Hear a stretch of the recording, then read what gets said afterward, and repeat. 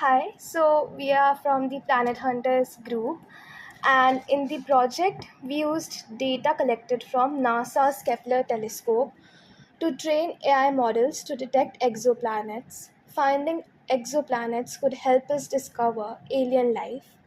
Throughout the project, built up an understanding of exoplanet detection methods and exoplanet categorization methods. We also gained experience in training models with imbalanced classes of data, one category having a lot more data than the other one. Over to Advika.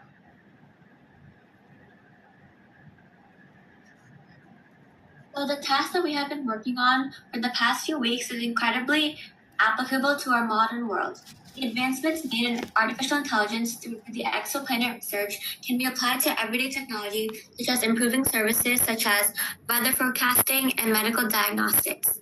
Plus, the innovations made in AI and space exploration can lead to the formation of new job opportunities, which in return helps boost the economy. By investing in the growing field of AI, nations can help establish themselves as leaders in innovation, and overall, research as such helps increment developments in the space industry that can help find out what planets are habitable for humans in the fertile growth of mankind. Next slide. We used the data transit method to detect the exoplanets, and this is a really promising method. Can we please have the video? So the method detects distant exoplanets by measuring the decrease in the star's brightness and noticing the dips in the brightness of the star. The idea behind the transit method for exoplanet detection is that planets orbiting other stars are too dark and far away to be imaged directly. Instead, we have to rely on indirect means for detecting their presence. We do this by monitoring the brightness of stars over time. If we see dips in the star's brightness at regular intervals, we can infer that these dips are being caused in the star's brightness at regular intervals, and we can infer that these dips may be caused because of orbiting planet. The plot we generate when we measure a star's brightness over time is called a light curve, and here's an example. Can we have the next slide, please? So these are some of the curves which we generated, and the first one is for a non-exoplanet, as we see that the dips of the lights are occurring at irregular intervals of time. The second curve is for an exoplanet, since we see that the dips are occurring at regular interval of time. Here comes a Kahoot for all of you. Can we have the next slide, please? So can you please guess that is this light curve for an exoplanet or a non-exoplanet? Let's have that in the chat for the next 3 seconds. All right, can we have the next slide, please? So this is an exoplanet light curve, since we observe the dips in stars' brightness happening at regular interval of time.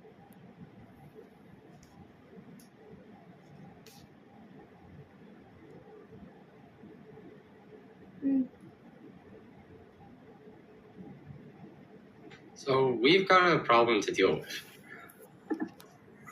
Our data is very imbalanced because we have a lot of samples of non-exoplanets, but only a couple samples of actual exoplanets. The effect of this is that the models we use are probably going to be biased towards predicting a non-exoplanet. It would be like being handed a study guide for a test with pretty much all the answers being A. So, in order to deal with this, we can make up new data for exoplanets. So, we can use MOTE to generate new exoplanet data.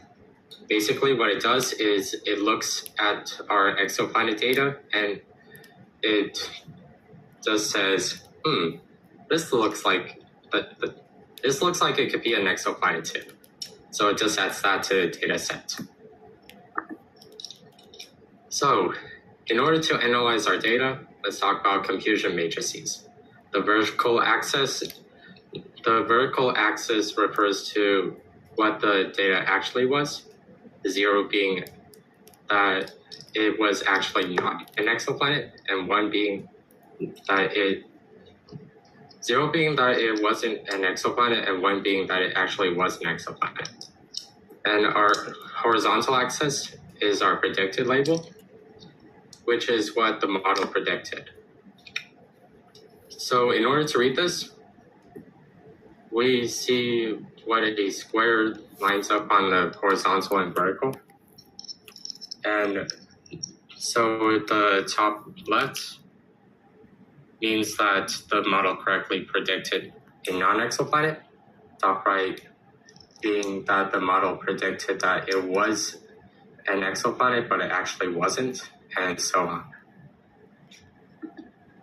So our results, without adding the extra exoplanets, this is without, it predicted that all of our data was non-exoplanet, but with the extra exoplanets, it still missed all of our actual exoplanets. Here's using a different model. Without our extra exoplanets, it correctly predicts 4 exoplanets. But with our extra made up extra exoplanets, it only got 3. Our third model that we used, without extra exoplanets, it only predicted 1. And with our made up exoplanets, it still only predicted 1, with 63 others that it predicted that were exoplanets but actually weren't. So our models did not improve with the addition of new data. Why? Well, the models we used might not have been able to identify the relationship in the light fluxes, or exoplanets may be just that hard to find accurately.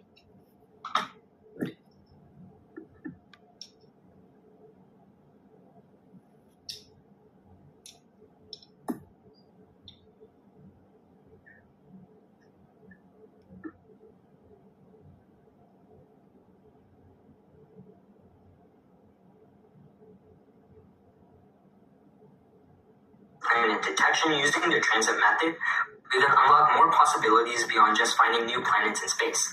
The methods used in our project can pave the way for other advancements in various fields. Let me take you through some potential applications. Just like how we have limited data on exoplanets, there's also limited data in diagnosing rare diseases in healthcare, which is a significant challenge. Detecting these rare medical conditions requires advanced classification models. By using techniques like data augmentation, such as SMO, which is a model we use in our project, we can generate synthetic data and balance our data set to enhance diagnostic accuracy, even if we have sparse data sets. This could revolutionize early disease detection and prevent it from growing. This can also be used in cybersecurity, where detecting cyber threats relies on having diverse data to train effective detection systems. By using the methods we've used in our project, we can augment data sets to improve threat detection capabilities. Another one of our key techniques we've explored in our project is the analysis of light curves to detect periodic dips indicating an exoplanet's transit. In environmental science, these techniques could be employed to monitor fluctuations in environmental data, such as ocean temperatures or atmospheric carbon dioxide levels. Detecting these periodic changes can help in understanding climate patterns and predicting future environmental shifts, which is crucial for developing effective strategies to combat climate change.